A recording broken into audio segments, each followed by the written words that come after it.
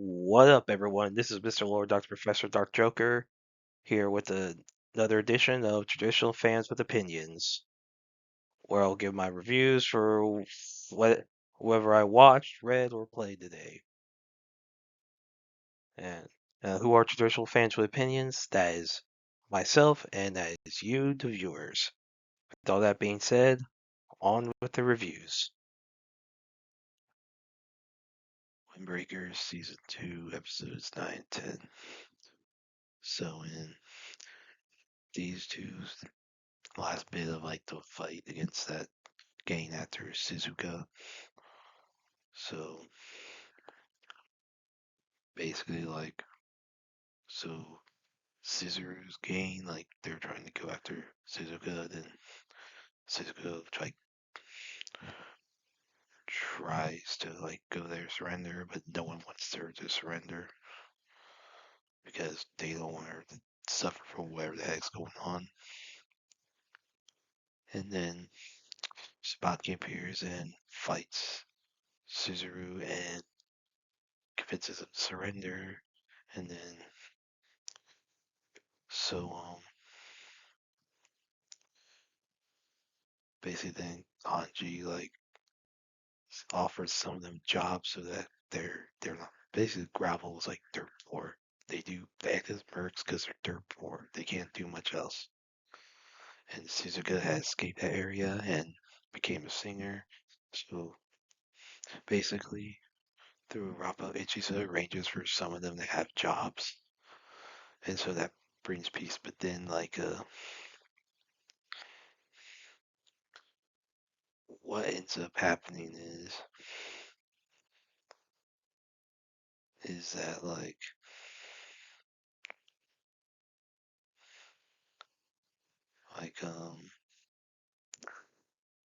well, there's this one guy that Tsubaki knows who would become like, and it's very pissed off to see.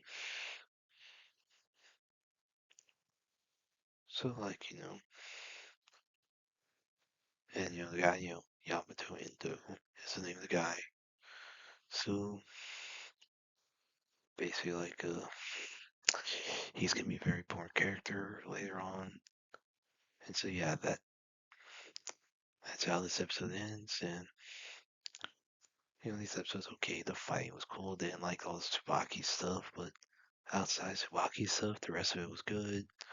So the fight was cool, and you know, next week will probably be like where they're gonna end, or very close to the end of this arc. So yeah, next week's hopefully, thankfully, when we don't get as much focus on Tsubaki. So looking forward to seeing more actual delinquent stuff. Lazarus Episodes 7 and 8. So episode 7 is called Almost Blue, which is it's an album by Elvis Costello. His sixth album, fifth with the Attractions. Episode 8's called Unforgettable Fire, is the fourth studio album by U2. Anyway, so these episodes we have, basically an ice floe has melted in the Arctic due to, I guess, allegedly due to global warming. I'm not going to get into a lot of that, but basically it's like to the day of 3 years to the day of when Skinner predicted it was going to happen. So, basically, so Naga completes analyzing the memory bank. And so there are four foreigners that they have to go to in Manila Bay, the Maldives, the Sakishima Islands, and Tuvalu. And so basically Skinner had purchased land those locations. And it was before they were submerged, I guess, by rising sea levels a decade before. So, everyone splits up. Doug goes to Manila, Axel goes to Maldives, Leland goes to Sakishima, Chris goes to Tuvalu. Basically, what happens is that like the residents had some version of analgesia, and basically they couldn't feel pain. Basically, Skinner, what it is, he bought the islands in order to give those people money to leave before the islands were submerged. And so the money is traced back to the Hague Institute, to the Hague Institute, and it's revealed that Hirsch worked there under Skinner, and so, which shocks Elena. And so then Hirsch later meets with Abel, who tells her that the U.S. Army's intelligence corps, they're searching for Axel, and so and Hirsch believes that Skinner wants to be found, which is because otherwise there wouldn't be clues. And then first encounters a woman from her past who recognizes her, calls her by real name, Alexandra. Then she's captured. It's revealed that Chris was a Russian spy, and that basically she defected to the U.S. And so the person who she saw was named Inga. And so basically the rest of the Lazarus team, they confront Hirsch about her ties to Skinner, and she admits to it, and admits of being recruited to the NSA. Basically, and so what they do is the Lazarus team then goes to save Chris in the Barents Sea, where the Russians have, or several Russian comrades have captured her. And so Chris escapes her captors during the chaos. Basically, Inga confronts Chris. And then basically Chris says she faked her death because basically she wanted to get out of Russia without having Inga brand as a traitor. And to reveal that so Inga was Chris's handler as well as her girlfriend. Chris tells Inga she's willing to let her kill her. Inga hesitates, and one of Inga's men arrive to kill Chris, but Inga takes the bullet for Chris. And Axel kills that guy. And so, basically the rig blows up and Axel and Chris escape and Chris mourns Inga's death. And that's really it. So yeah. I mean, I liked these two episodes. Some of the banter was interesting. Going to some like the backstories, how like, Russian spy, okay. Yeah, we knew Chris had passed. So Russian spy, okay. Don't know if it's FSB or KGB. Well, okay, probably FSB given the when when this takes place. So I don't think any of the characters are old enough for KGB to be a thing. So yeah. So I like these two episodes. Look forward to next week's. Marshal King, Chapter 13. So in this one, we see Jimbu and Mira do their little shooting match. It's round 3. And so Mira has better stamina. So she's able to do better to shooting, last longer. And basically, whoever shoots first can do the first strike. She attacks, but, she's saving her. She's doing kicks because she's saving her arms for the next round of shooting.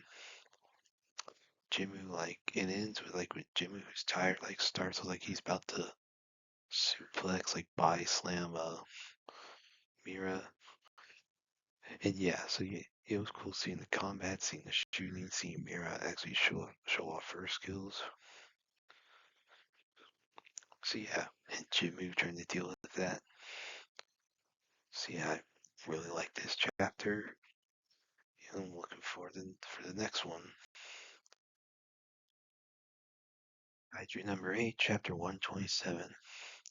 So basically, this one is just Kafka doing a final attack to kill Kaiju number 9.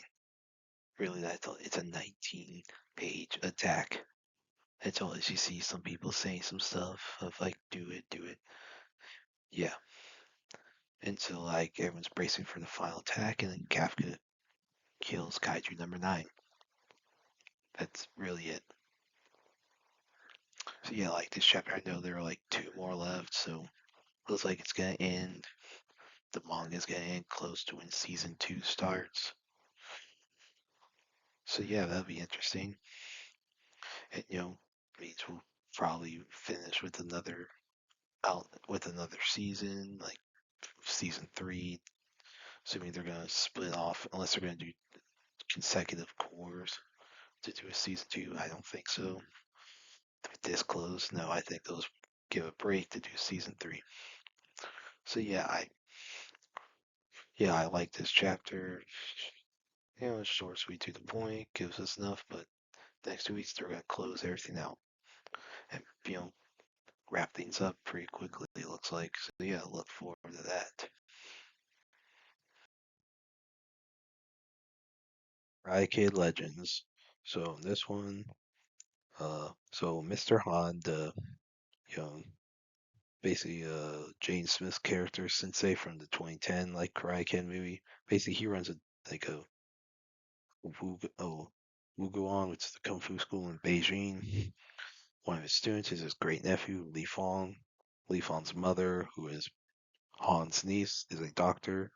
Basically, so Dr. Fong accepted a position in New York City, and she and Lee moved to New York. And she makes Lee give up martial arts because basically Lee's brother Bo was killed by an opponent who wanted to take revenge on Bo for beating him in a match. And so, you know, Lee befriends, Mia Lapani, who's the daughter of a former, local boxing champion named Victor. Who now runs a pizzeria. But Mia's ex, Connor Day, who's a local karate champion of the Five Boroughs tournament, basically gets jealous and attacks and bullies Lee, basically repeating the first movie. And so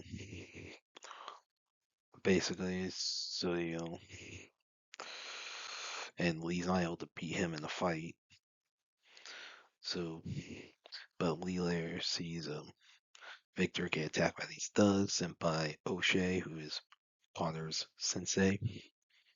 And so Lee defeats the thugs, and Victor decides to start boxing again to pay his debt, and he has Lee to teach him kung fu to help. So there, after the training, the match happens. Victor starts having some success, but O'Shea tells his opponent to do an illegal elbow to the head, which knocks Victor out, sends him to the hospital. And Lee's like traumatized by it because the ordeal reminded him of his brother's death. But Han arrives after Lee does not return his phone calls. So Han enters Lee into the Five Boroughs tournament, then gets Daniel Russo to help since basically Mr. Miyagi's ancestor was trained by Han's ancestor, and that's how the two families know each other. So Daniel and Han train Lee, and Lee fights in the tournament, beats Connor in the finals, and wins the tournament. Yeah, so then gets the money. Victor opens second pizzeria location. Han of course goes back to China. Then L.A. Basically so Victor's Pizzeria sends delivers a pizza to L.A.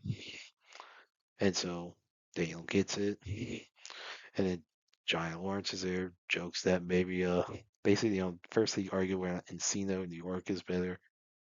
I've never been to either city. I could probably guess New York is better. And so Giant Lawrence has an idea to do a dojo themed pizzeria called Miyagi Do. Daniel said basically does not like it.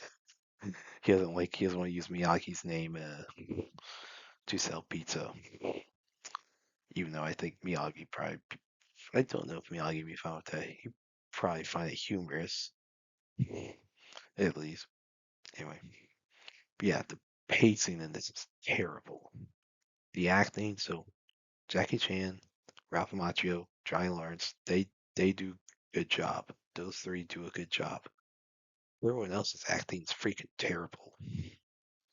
Like the villains, very underdeveloped. They're barely there. Like we actually like the villains suck.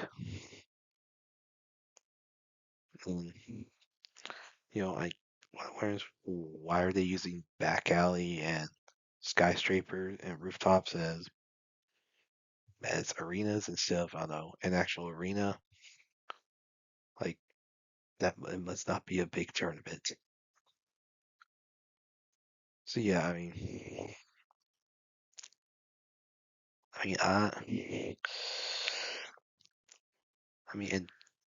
there's no reason for Dalen to be in this. If the way it would work is if let's say Daniel had to go back to New York for family stuff and he stumbled upon Lee, and or if Lee and his mother had moved to LA instead of New York, that could have made some sense. Of course, you'd have been Johnny Lawrence in there, have them both teach him. But yeah, I I like this movie. It's better than the next Karate Kid. It's better than the Hilary Swank movie.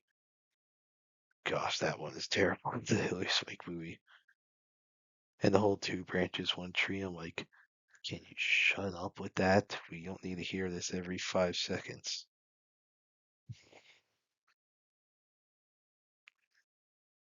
Yeah, yeah, but yeah, I didn't like this movie, so can't really recommend it. So yeah, this is not a good movie.